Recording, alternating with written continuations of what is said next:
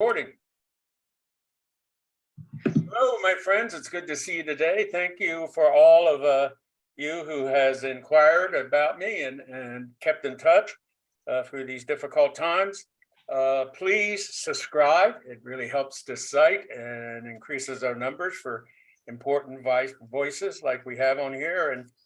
I would be very grateful. Now, today, I have a person who I'm a huge fan of. As you know, I lived in California for a while. I have Mayor Robert Garcia, Mayor of Long Beach, California. He has served 2 terms there and distinguished his record with climate change, workers' rights, appointed a majority of women to all of his appointments, started a program for African-American women and infant mortality. You name it, he's been there for us. And he is now running for Congress in the 42nd Congressional District. He is married and his husband's name is Matt. And my sympathy to Matt for going through a campaign. Mayor Garcia, the 42nd Congressional District in California has a lot of, I should say you're an immigrant from Peru. Also, you came here at 5. Has a lot of Catholics in your district and a lot of Pentecostal members in your district. How do you deal with the abortion issue in those constituencies? Yeah, I mean, I think both those things are true, but I think it's also true that the district is highly Democratic. And so just very, very grateful that my big race was in the primary. It's one of the bluest seats in all of California. I think it's the 4th bluest seat in the state of the 52 we have. So it's a really blue seat. And the truth is that most folks, even those that are Catholic, and it's a Latino majority district, are Democrats, and they believe in women's reproductive health and choices. And so I'm proudly, pro-abortion access for all. And autonomy for women to make those choices, for people to make those choices about themselves. And so, yeah, it's not an issue. I talk about it anywhere I go. And for some folks that may not agree on that position, I think there's social justice issues that are really important in many of our communities of faith that I think appeal to them in different ways. Well, of course, we've seen the lunatic governors of Texas and Florida start shipping immigrants to sanctuary states, which I don't see the problem, quite honestly, except they're being lying and dishonest and manipulating people to go. But I would welcome any immigrant in my city, and we have a worker shortage, and we would have no problem putting to work in New York. But in your district and for yourself as an immigrant, what is the solution to immigration in America? Well, I think it's important to note that the last big immigration bill happened actually in the 1980s. It was actually signed under Ronald Reagan.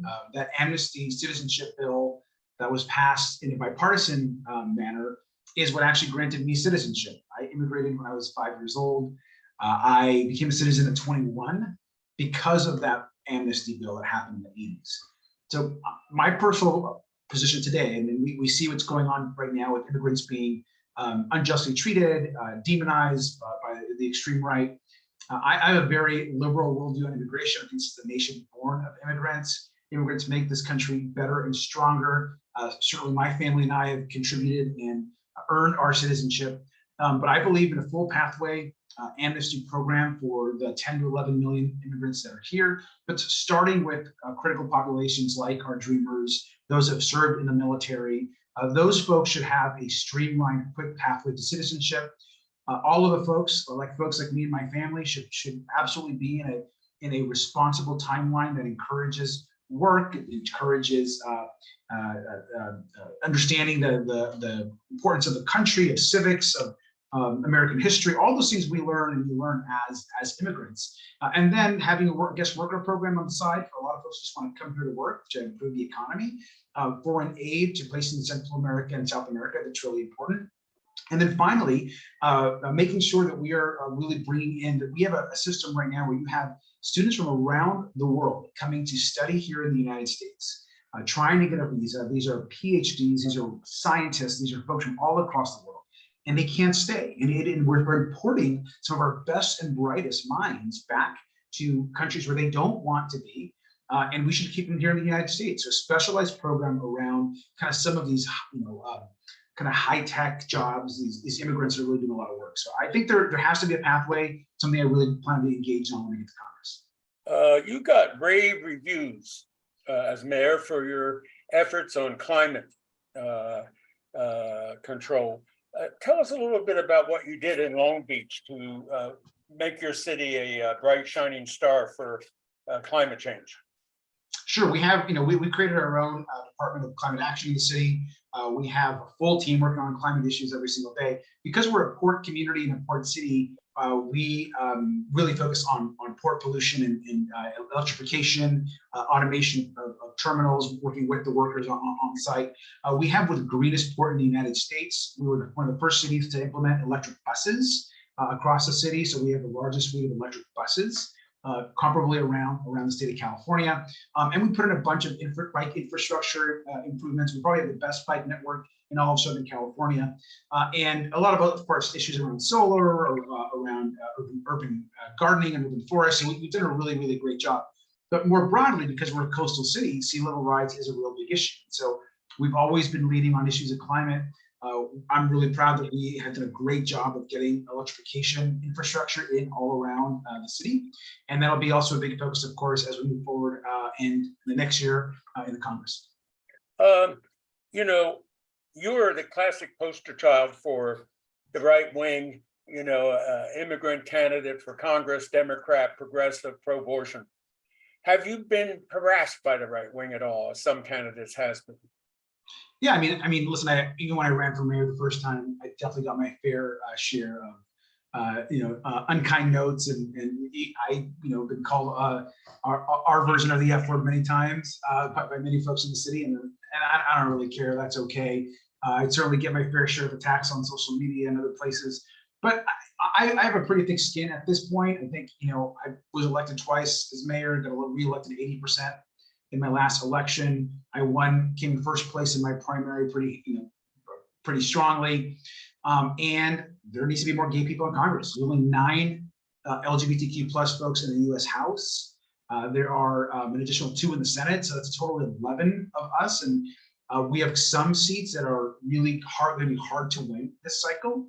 But I'm looking forward to not just being part of the caucus, but also bringing some different perspective. I'll be the first LGBTQ plus immigrant ever elected to the US Congress. We need more gay Latinos in Congress. I think there's only been one in the history of the Congress. So I just think there's a lot of perspectives that can be brought, particularly the immigrant perspective.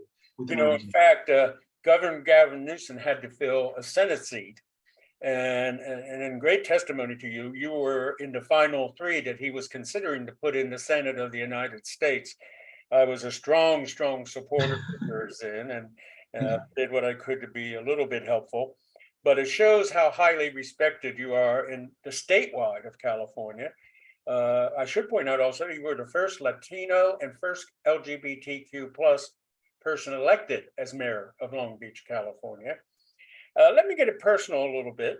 I mentioned your husband, Matt.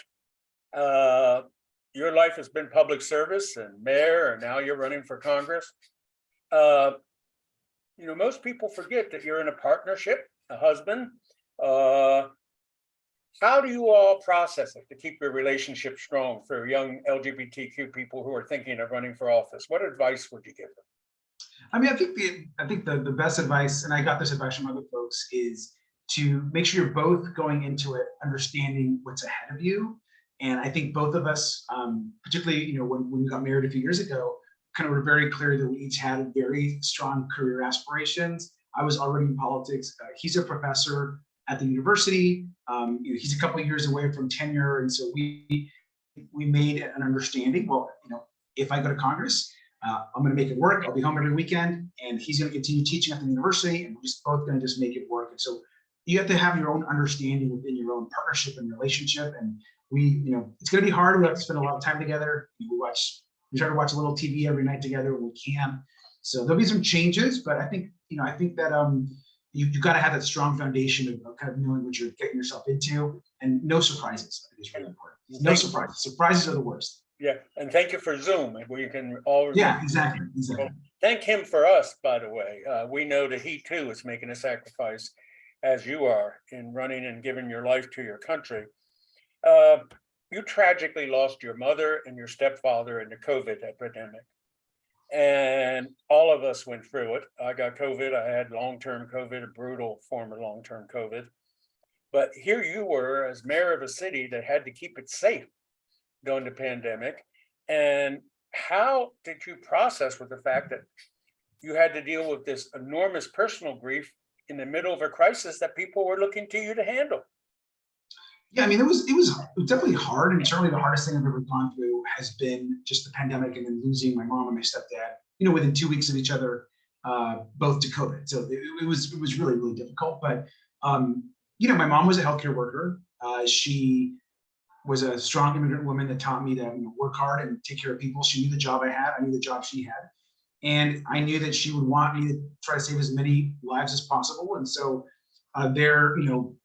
their passing really kind of reinstilled that kind of fire of trying to just get the vaccine out to as many people as possible. And the White House did note Long Beach as being kind of a national model city when it came to vaccinations, and Governor Newsom also said that we were the leading city in the state. And we were. We vaccinated teachers faster than anybody else. We got to 99% of seniors before anyone else did. So we did a lot of great things, and I think people were motivated by our work. But I honor them through the work every day that we do to save more people through the pandemic. It's the best possible memorial you could have left your family. Absolutely. Yeah. Well, Mr. Mayor, I am a huge fan of yours. Thank you. I look forward to collecting a dinner on your tab in the congressional dining room when you get to Washington. Maybe we'll get a couple others and have a good gossip session. You've honored this community greatly, and you have sacrificed for this community greatly. And now it's our turn to step up forward again for you. And I urge people to go down to the little link that's below, that will be below, and support you and give you the tools that you need to continue to serve us with the honor and distinction that you have. And I thank you very, very much for doing this for me.